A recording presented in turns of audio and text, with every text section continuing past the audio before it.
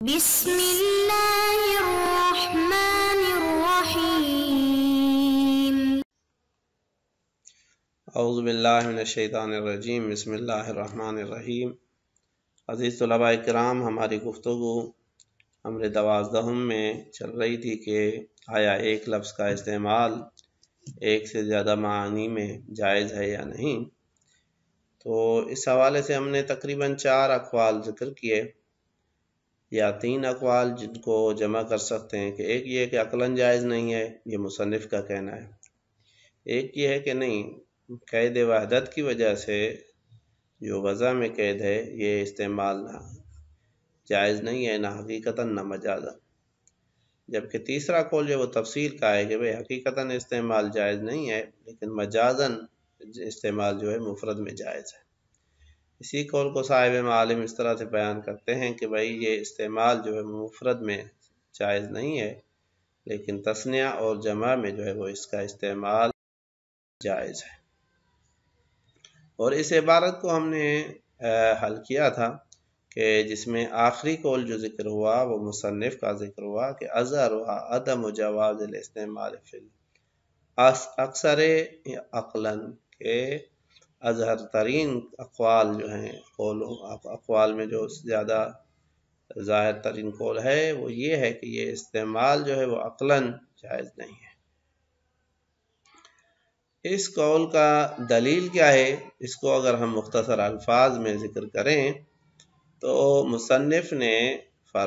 اس دلیل کو اس طرح سے وضاحت کیا اور فرمایا ہے کہ لفظ کا جو استعمال ہے معنی میں یہ 2 طرح سے ہو سکتا ہے۔ ایک مرتبہ یہ لفظ جو ہے وہ معنی کے لیے علامت اور نشانی ہو تاکہ وہ اس معنی کو حکایت کرے بعنوان علامت اور نشانی۔ دوسری مرتبہ لفظ جو ہے وہ فقط نشانی نہیں بلکہ وجہ اور عنوان ہے، اس اعتبار سے کہ یہ لفظ کا پکارنا ایسا ہے جیسے معنی کو پکارنا، لفظ کا ادا کرنا ایسا ہے جیسے معنی کا ادا کرنا۔ اور جب ایسی صورت ہو کہ لفظ جو ہے وہ معنی میں اس طرح سے فانی ہو تو ایک لفظ ایک وقت میں ایک ہی معنی کے لیے وجہ اور عنوان بن سکتا ہے، اور عقلاً ممکن نہیں ہے کہ وہ ایک ہی ٹائم پہ 2 معانی کے لیے یا 2 سے زیادہ معانی کے لیے ایک ہی وقت میں دونوں کے لیے وجہ اور عنوان بن جائے۔ لہذا مصنف اس استدلال کو اپنے الفاظ میں اس طرح سے بیان کرتے ہیں، فرماتے ہیں بیان، یعنی یہ حقیقت میں جو بیان ہے وہ اس قول کا ہے کہ اظہر و عدم جواز الاستعمال عقلاً، اس عقلاً کی دلیل کی وضاحت کہتے ہیں ہم اس طرح سے کریں گے کہ ان حقیقت الاستعمال لیس مجرد جعل اللفظ علامت لارادۃ المعنی، کہ استعمال کی حقیقت یہ نہیں ہے کہ آپ لفظ کو فقط معنی کی مراد ہونے کے لیے علامت اور نشانی قرار دیں، بل جعلہ وجھا و عنوانا لہ، بلکہ یہ قرار دینا ہے لفظ کو وجہ اور عنوان لہو اس معنی کے لیے، بل بوجہ نفسہ، یعنی بلکہ ایک اعتبار سے یہ خود معنی ہی ہے، کأنہ الملقا، یعنی بے الفاظ دیگر ایک طریقے سے ہم کہہ سکتے ہیں کہ یہ جو ارتباط قوی ہے لفظ اور معنی کے لیے، یہ القائے لفظ حقیقت میں القائے معنی ہے۔ وَلِذَا يَسْرِي إِلَيْهِ قُبْحُهُ وَحُسْنُهُ، یہ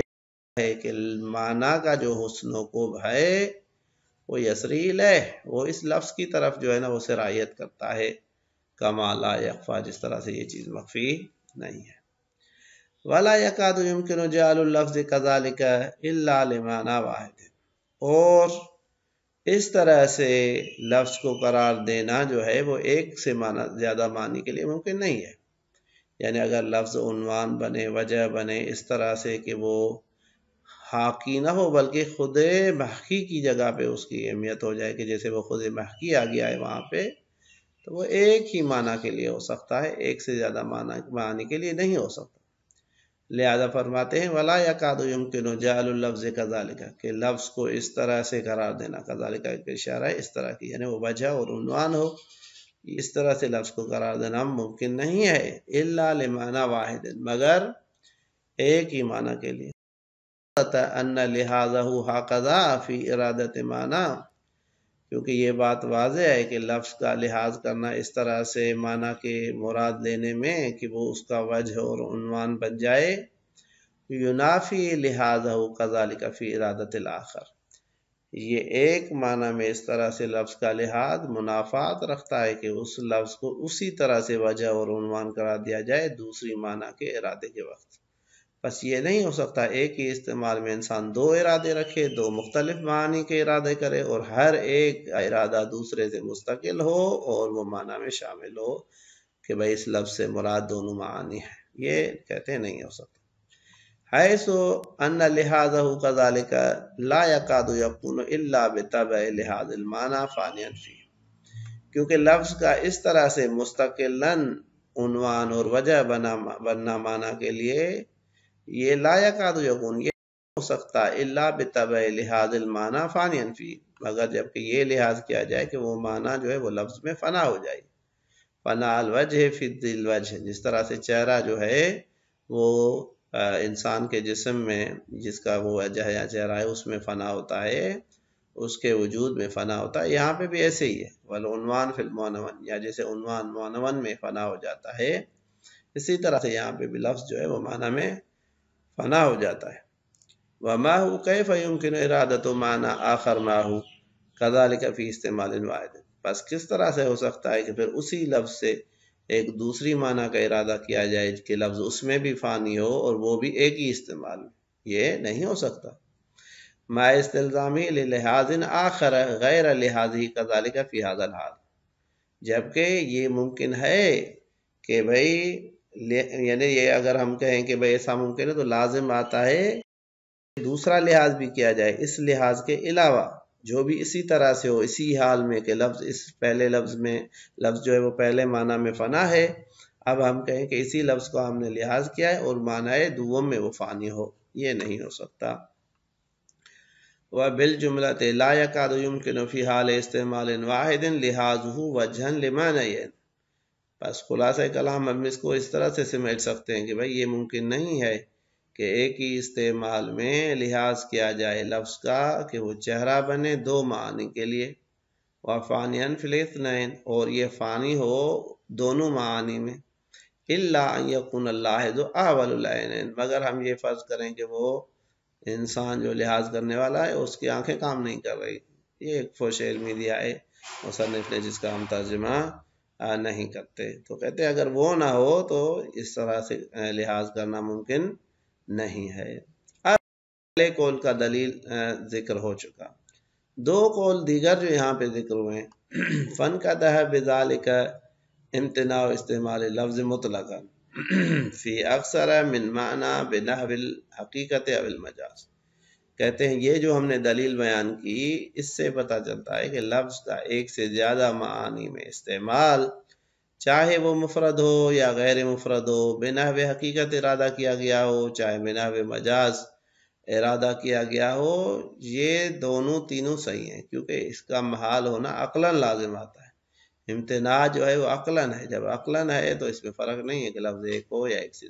زائد ہو، یا یعنی تثنیہ جمع کی صورت میں ہو، یا اسی طرح سے کوئی فرق نہیں پڑتا کہ معنی حقیقی دونوں معنی حقیقی کا ارادہ کیا گیا ہے یا ایک معنی حقیقی کا ارادہ کیا گیا ہے اور دوسری معنی مجازی کا ارادہ کیا گیا ہے، کہتے ہیں اس سے بھی کوئی فرق نہیں پڑتا۔ اب یہ حقیقت میں دونوں دو اقوال کی طرف اشارہ ہے۔ اب یہاں پہ دیگر جو دو اقوال ہیں ان کی طرف مصنف نے اشارہ کیا ہے، جن میں پہلا قول جو ہے وہ صاحب معالم کا ہے۔ صاحب معالم فرماتے ہیں کہ ایک لفظ کا دو یا دو سے زیادہ معنی میں استعمال جائز نہیں، حقیقتاً جائز نہیں ہے لیکن مجازاً جائز ہے، لیکن اگر وہی لفظ تثنیہ یا جمع کی صورت میں ہو تو یہ استعمال حقیقتاً بھی جائز ہے۔ صاحب معالم کا دلیل یہ ہے کہ بھئی لفظ مشترک جو ہے مفرد معنی کے لیے قید وحدت کے ساتھ وضع ہوا ہے کہ وہ اسی معنی کے لیے استعمال ہو، اور یہ قید وحدت جو ہے یہ موضوع لہو کا جز ہے، جو کہ استعمال در اکثر من معنی واحد ان میں موجود نہیں ہے، یعنی جب ہم لفظ کا استعمال ایک سے زیادہ معنی میں کرتے ہیں تو یہ قید وحدت وہاں پہ فاقد ہے۔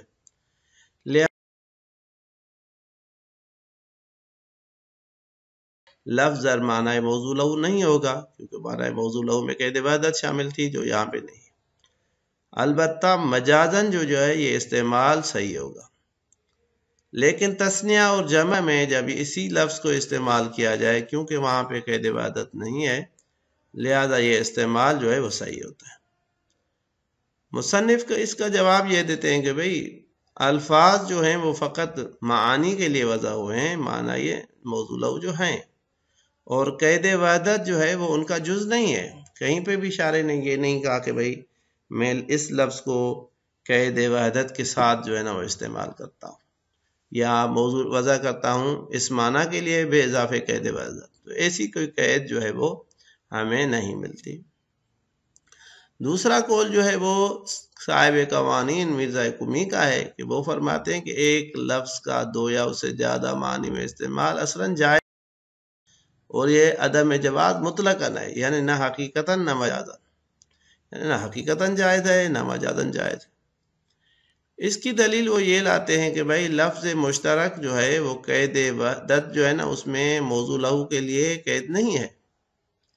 بلکہ یہ وضع کے لیے قید ہے۔ صاحب معالم کہتے تھے کہ قید موضوع لہو ہے، لہذا اس صورت میں کہتے تھے کہ اگر موضوع لہو کے علاوہ دوسری معنی میں استعمال کیا جائے تو لفظ مجاز ہوتا ہے، لیکن مرزا قومی کہتے ہیں کہ یہ وضع کے لیے قید ہے کہ واضح نے عند الوضع یہ لحاظ کیا ہے کہ لفظ اس معنی کے لیے وضع کیا گیا ہے، لیکن وضع کے وقت یہی قید رکھی تھی کہ جب اس کو استعمال کریں تو اس صورت میں وحدت کا ہونا ضروری ہے۔ اس صورت میں جب لفظ کو بغیر وحدت کے بغیر قید وحدت استعمال کیا جائے تو یہ استعمال نہ حقیقتاً درست ہوگا نہ مجازاً درست ہوگا، کیونکہ حقیقتاً اس وجہ سے استعمال درست کہ قید وحدت موجود نہیں ہے، وضع میں قید وحدت کا لحاظ کیا گیا تھا، اور مجازاً بھی مجاز بھی وہاں پہ درست ہے جہاں پہ واضح اجازت دے، اور جب واضح اجازت نہیں دیتا تو وہ بھی درست نہیں۔ مصنف کیونکہ عقلاً اجتماع یا استعمال کے مخالف ہیں، لہذا فرماتے ہیں کہ ہم نے جیسے پچھلے قول میں کہا تھا کہ بھائی قید وحدت جو ہے وہاں پہ موضوع لہو کے لیے جس طرح سے اس کا جز نہیں ہے، اسی طرح سے وضع کے لیے بھی اس کا قید کا ثابت ہونا ثابت نہیں ہے، اس کے لیے کوئی دلیل موجود نہیں ہے، لہذا وحدت جو ہے نہ موضوع لہو کا جز ہے نہ وضع کے لیے قید ہے۔ لہذا ان دونوں اقوال کی طرف مصنف جو ہے نا وہ اشارہ کرتے ہیں اور فرماتے ہیں کہ فن کا دہ بذالک، ہم نے جو عقلی محال ہونے کی دلیل دی اس سے واضح اور روشن ہوا کہ استعمال و امتناع و استعمال لفظ مطلقاً، لفظ کا استعمال مطلقاً ممنوع ہے، مفردن کان او غیرہ، چاہے مفرد ہو چاہے غیر مفرد ہو، کیونکہ صاحب معالم کا کہنا یہ تھا کہ تثنیہ اور جمع کی صورت میں یہ استعمال صحیح ہے، کہتے نہیں اس سے کوئی فرق نہیں پڑتا، ایک لفظ کا استعمال جو ہے چاہے وہ مفرد ہو چاہے غیر مفرد ہو صحیح نہیں ہے، فی اکثر من معنی، ایک سے زیادہ معنی میں، لا بالحقیقت ولا بنا بالمجاز، یہاں پہ بنا بالحقیقت و بالمجاز ہے، یعنی یہ اس کے ساتھ ہے امتناع استعمال بنا بالحقیقت ہے، یہ استعمال جو ہے وہ ممنوع ہے بنا بر استعمال حقیقی، اسی طرح سے استعمال مجازی کی بنیاد پہ بھی جو ہے نا وہ عدم جواز کا حکم ہے۔ ولولا امتناعہ، اگر یہ امتناع عقلی نہ ہوتی، اب یہاں سے مرزا قمی کے قول کو جو ہے نا وہ رد کرتے، فلا وجہ لعدم جوازہ، تو پھر اس صورت میں اس استعمال کے ممنوع ہونے کی کوئی اور دلیل نہیں ہے، جو دلیلیں آپ نے بیان کی ہیں وہ کافی نہیں ہیں، کیوں؟ فإن اعتبار الوحدت فی موضوع لہو واضح المنع، یہ صاحب معالم کے قول کو رد کرتے ہیں کہ وحدت کا قید کا موضوع لہو میں شامل ہونا واضح المنع ہے، کیونکہ اس کے اوپر کوئی دلیل نہیں ہے، ممنوع ہے اور یہ واضح ہے۔ وقون الوضع فی حال وحدت المعنی و توفیقیتہ، اب یہ مرزا قمی کے قول کی طرف اشارہ ہے کہ بھئی لفظ کو جب وضع کیا گیا تھا تو اس کے حال وحدت کا لحاظہ کیا گیا تھا، اور مجازن استعمال جو ہے نا وہ وضع کیا کہتے ہیں واضح کی اجازت سے ہوتا ہے، یہ امر توقیفی ہے کہ کہاں پہ مولا یا واضح جو ہے وہ اجازت دیتا ہے استعمال کرنے کا اور کہاں پہ اجازت نہیں دیتا ہے استعمال کرنے کی۔ فرماتے ہیں یہ بھی کہنا کہ وضع جو ہے وہ حال عبادت معنی کی صورت میں تھی و توفیقیتی، اور یہ جو ہے نا وہ امر توقیفی ہے تو شارع واضح کی اجازت چاہیے کے لیے۔ یہ دونوں دلیل، یہ دلیل بھی کیا ہے، لا یقتضی عدم الجواز، یہ بھی عدم جواز کی تقاضا کرنے کے لیے کافی نہیں ہے۔ بعد ما لم تکن العبادت قیدا للوضع، کیونکہ جب یہ ثابت ہو گیا کہ عبادت جو ہے وہ قید وضع بھی نہیں ہے، ولا للموضوع لہ، موضوع لہ کے لیے بھی قید نہیں ہے، وضع کے لیے بھی قید نہیں ہے، تو اس عدم جواز کی دلیل آپ کے پاس دیگر ہے ہی نہیں۔ جبکہ آپ کے پاس دوسری کوئی دلیل ہے نہیں تو یہ دلیل جو ہے وہ اس کے نفی کے لیے کافی نہیں ہے۔ کما لا یخفی، جس طرح سے کہتے ہیں کہ یہ چیز مخفی بھی نہیں ہے۔ پس خلاصہ پہلے اجمالاً جو ہے مصنف نے مرزا یعقومی کے قول کو بھی رد کیا اور جو ہے وہ صاحب معالم کے قول کو بھی رد کیا۔ ابھی آگے چل کے انشاءاللہ تفصیل کے ساتھ صاحب معالم کے قول کی مزید جو ہے نا وہ جو نکات ہیں ان کو بیان کر کے ان کو بھی نقد فرمائیں گے مصنف صلی اللہ علیہ وآلہ وسلم۔